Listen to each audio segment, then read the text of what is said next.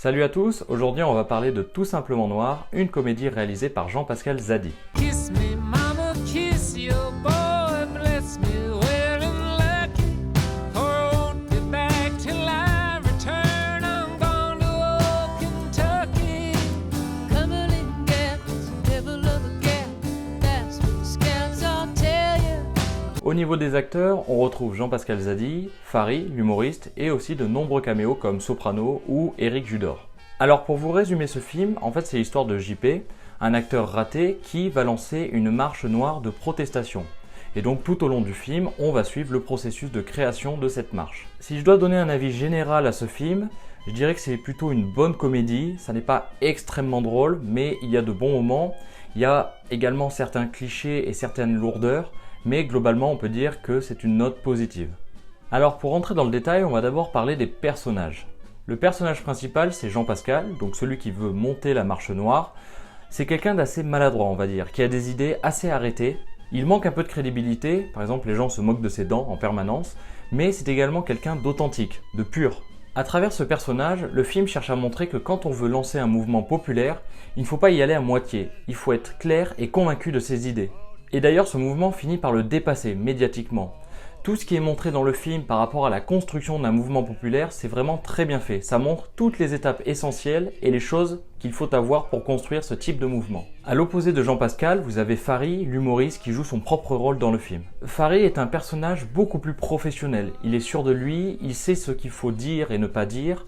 Il fait également très attention à son image. Mais c'est également un personnage un peu manipulateur, calculateur. Il essaye par exemple de récupérer Jean-Pascal pour son prochain film. Donc dans le film, il y a une opposition de personnage entre quelqu'un de maladroit mais authentique et un professionnel mais manipulateur. Ce qui rappelle un petit peu l'opposition entre un artiste et son manager. Par exemple dans le film Rocketman, vous avez également cette opposition entre l'artiste Elton John et son manager qui est très manipulateur dans le film. Le film parle donc des convictions, mais également du racisme et du communautarisme. Alors dans certaines scènes, c'est plutôt pertinent. Par exemple, il y a une scène où Jean-Pascal présente son projet à une association de personnes de couleur et on lui fait comprendre que le choix de la date pour sa marche n'est pas anodin. Il faut des symboles forts pour provoquer une réflexion. Autre scène avec Fabrice Eboué, là il y a une discussion sur la mise en valeur des Noirs au cinéma. Et là encore, il y a une discussion pertinente sur le sujet. Même si à mon goût, la fin avec la machette est un petit peu en trop. Mais par contre, on a des scènes un peu plus clichés dans le film, un peu plus lourdes. Par exemple, Jean-Pascal passe des castings dans le film, il en passe 2, et 2 fois, il tombe sur un réalisateur un peu raciste. Et je trouve que c'est un petit peu trop appuyé.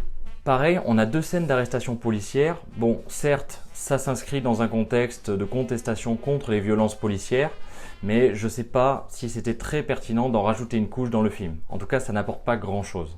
Le film parle également du communautarisme. Il y a une scène avec Jean-Pascal et sa femme où ils discutent de ce sujet. Et Jean-Pascal dit que quand les Noirs se rassemblent entre eux, c'est du communautarisme, mais quand les Blancs le font, ça n'en est pas.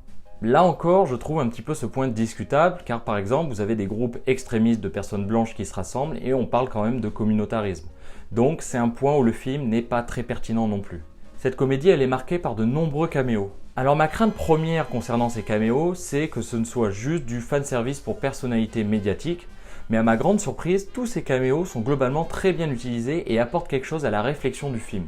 Et justement, à travers ces caméos, le film cherche à montrer qu'il est difficile de rassembler des gens autour d'une cause, car chacun a ses opinions, son histoire et sa sensibilité. La scène avec Éric Judor est plutôt intéressante de ce point de vue-là, car lui il dit qu'il est autrichien et qu'il s'en fout un petit peu de la marche de Jean-Pascal. Autre caméo que j'ai trouvé plutôt intéressant dans le film, c'est celui avec Soprano. Donc Soprano, le chanteur, il montre à Jean-Pascal que pour fédérer des gens, il faut un message clair, cohérent et surtout qui parle à tout le monde. D'ailleurs, Jean-Pascal clash Soprano, ce que j'ai trouvé extrêmement stupide. C'est un peu d'ailleurs le reproche que je fais à ce personnage, c'est qu'il est quand même assez limité, et même après toutes les remarques qu'il prend dans la gueule, surtout de Fary, finalement il évolue pas tellement. Bon après je ne vais pas analyser tous les caméos, mais globalement ils apportent tous quelque chose au film et au sujet qui est traité. Au niveau de la mise en scène, le film est tourné en caméra épaule, donc il y a un aspect documentaire qui est respecté puisque c'est le caméraman de Jean-Pascal qui tourne le film. Parfois on a des coupes au montage comme si c'était une vidéo YouTube, c'est-à-dire sans transition entre les 2 images. Alors ça donne un effet plutôt moderne, mais il faut faire attention au raccord lumière, c'est-à-dire qu'entre les 2 scènes, il faut qu'il y ait la même lumière. Et justement, il y a une scène avec Jean-Pascal et son père où le raccord n'est pas bon. et c'est pas extrêmement joli à regarder.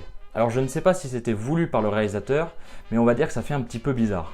Autre point intéressant de mise en scène, quand le personnage de Jean Pascal est un petit peu dans le flou dans sa tête, on va soit avoir du grain à l'image, soit on va avoir la caméra qui fait mal le point, c'est-à-dire qu'on va avoir une image plus floue que pour le reste du film.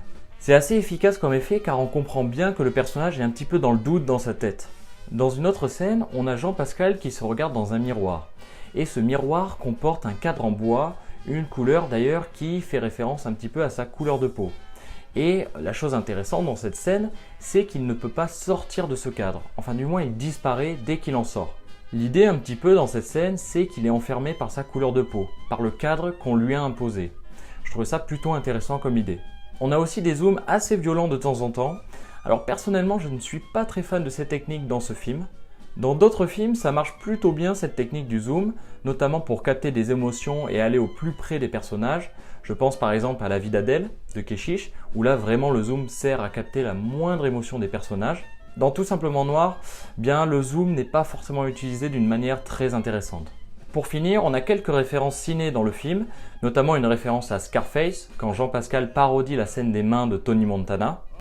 Putain d'oignon. J'ai des mains faites pour l'or et elles sont dans la merde. On a aussi une référence à Blade Runner, car Mathieu Kassovitz porte un t-shirt sur lequel il y a marqué Tyrell Corporation, c'est-à-dire l'entreprise qui fabrique les réplicantes dans le film de 1982. Et aussi on a une référence à Moonlight dans une conversation entre Jean Pascal et Fari. Moonlight évidemment le film oscarisé de Barry Jenkins. Autre chose, on a aussi Omar Sy qui annonce qu'il est dans le prochain James Cameron. Alors on verra si c'est de l'info ou de l'intox. En conclusion, c'est une comédie plutôt honnête. Alors il y a des lourdeurs et des clichés, mais globalement on peut dire que le message est positif. On rigole de temps en temps, pas systématiquement, mais il y a un humour qui fonctionne plutôt bien. Surtout c'est une comédie qui ose des choses. Et moi j'ai trouvé ça plutôt appréciable, même si ça n'est pas toujours réussi. Au moins, le film prend des risques. Voilà, merci d'avoir regardé cette critique de Tout simplement noir. Suivez-nous sur les réseaux Facebook, Instagram et Twitter. Et moi, je vous dis à très bientôt. Salut!